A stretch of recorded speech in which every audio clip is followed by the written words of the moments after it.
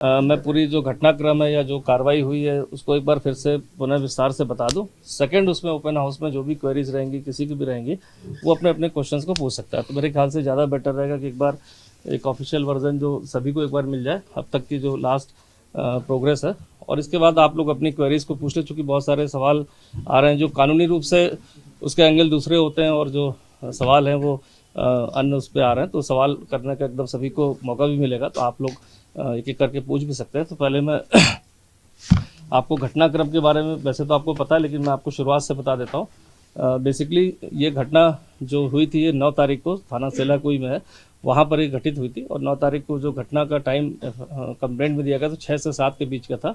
और जो हमारी जो फुटेज और सभी चीज़ें जो हमने निकाली उसके हिसाब से घटना करीब 6:15 साढ़े 6 के बीच की थी। इस घटनाक्रम में जो 6 अभियुक्त जो इसमें प्रकाश में आए थे, उसमें 5 की गिरफ्तारी हुई थी। 6 लोग जो है वहाँ पर एक अभियुक्त के बर्थडे पार्टी के कारण वहाँ पर इकट्ठा हुए थे और वहाँ पर पहुँचे थे। जब वो वहाँ पहुँचे थे तो इसके पहले जो हमारे विक्टिम और उनके ब्रदर हैं वो पहले से वहाँ मौजूद थे।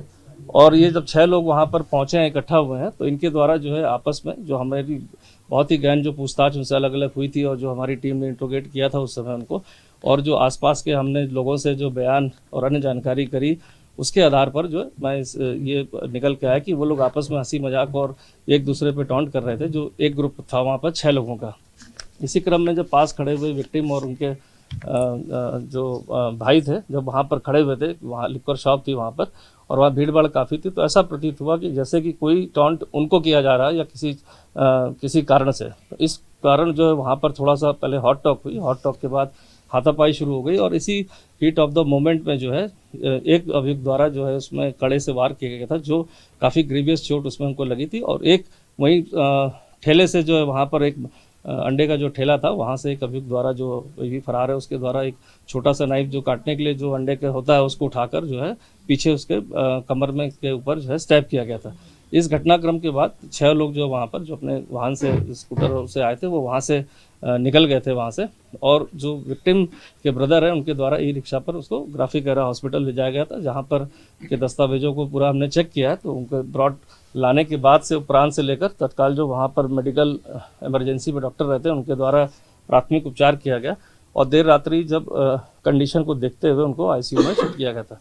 लगातार वो उपचाररत थे वहाँ पर और उनका 26 तारीख को 7:10 पर जो है देहांत की खबर आई थी, जिस पर पुलिस द्वारा जो है इस पर फिर संबंधित धाराओं में अभियोग को परिवर्तित किया गया था। इस पूरे घटनाक्रम में 2 चीज़ें और थी। इसमें जो अभियुक्तगण थे उनमें उनके भी प्रोफाइल को पुलिस ने और उनके क्रिमिनल हिस्ट्री को भी पुलिस ने चेक किया था कि कहीं के वेयरअबाउट्स ऐसे तो नहीं कि कहीं वो पुराने किसी अपराध में शामिल रहे हों या कोई क्रिमिनल एक्टिविटी में कहीं शामिल रहे। तो उनके पूरे रिकॉर्ड्स को भी खंगाला गया था। तो अभी तक ऐसी कोई बात प्रकाश में नहीं है कि उनका कोई आपराधिक इतिहास रहा हो।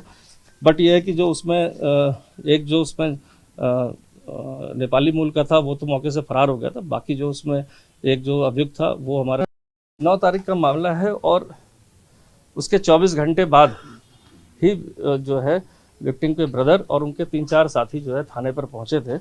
और इसमें मैं इसलिए अभी मैंने बाइट में बोला है और मैं इसलिए फिर से बताऊंगा कि घटना स्थल एक चलता फिरता रास्ता है, कोई सुनसान जगह नहीं थी और वहाँ पर बहुत सारी शॉप्स हैं, छोटी बड़ी हैं और वहाँ पर ठीक ठाक भीड़ रहती है, चाहे वो स्टूडेंट्स की भीड़ हो चाहे वो अन्य लोगों की इंडस्ट्रियल एरिया के लोग की भीड़ हो। तो वहाँ और 6 से 7 का टाइम एकदम पीक टाइम होता है ऐसे बाजार का।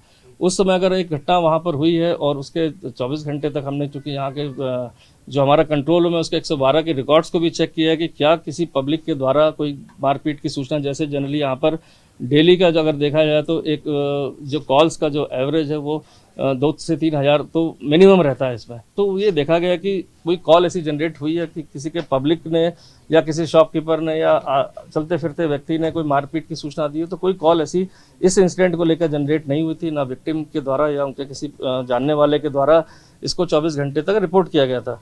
तो जब इस तरह की FIR आती है वहाँ पर 24 घंटे बाद तो जनरली पुलिस एक बार उसको वेरीफाई जरूर करती है।